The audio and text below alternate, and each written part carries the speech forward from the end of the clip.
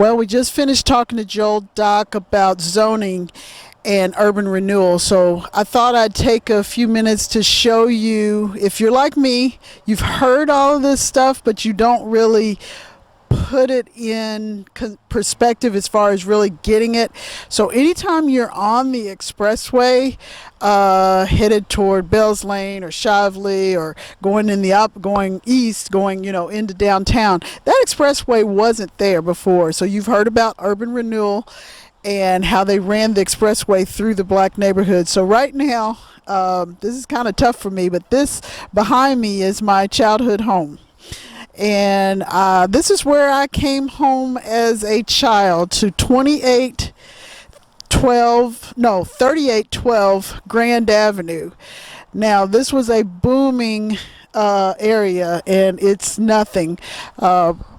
You won't be able to see it from here, but over my shoulder to the right is where they just took the expressway and just ran it straight through people's houses, and they just took the houses and told people, too bad, so sad. They created dead ends and throughways for the people whose houses remained.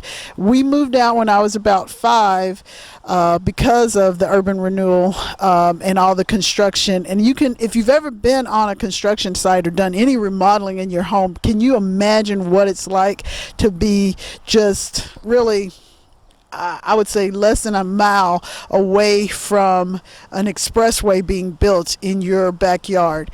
And so a lot of the houses on this street, and I'll show you the whole street, they just walked away, and because of an expressway right there, less than a mile from your front door, no one wants to live here. And so this is what my house looks like now. It's been this way for quite some time, and it's kind of sad. But they've turned, with the urban renewal, they turned the neighborhoods into places that are undesirable, and in some ways they were uninhabitable during construction because there were trucks and what does it take to build an expressway?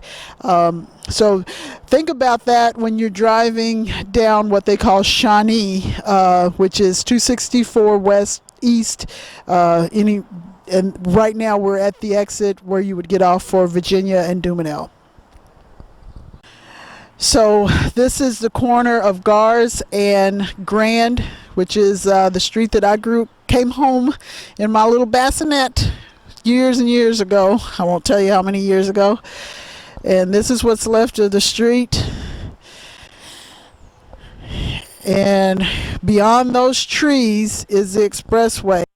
And fortunately for the trees, you don't see the expressway, but right beyond the trees is the expressway, and literally it's about a quarter of a mile away from people's front doors.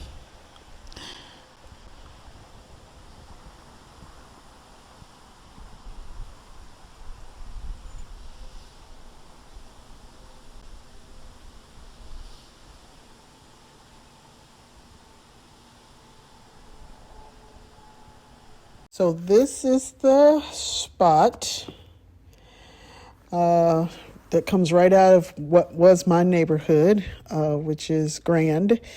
And this is the expressway that they built. So everything you're looking at here used to be part of Little Africa, or what they called Little Africa, which then, of course, because they said the housing was dilapidated and unsuitable for inhabitants, and without thinking about the people who would have nowhere to live, they just use eminent domain to come and take swaths of land. I mean, we're talking miles and miles. I'm going down this one street, but this is miles and miles, lengthwise and widthwise, where they just cut right through what is now the West End. This is the exit at Dumanel in Virginia, and they just, said, well, we need an expressway here, and just took the houses.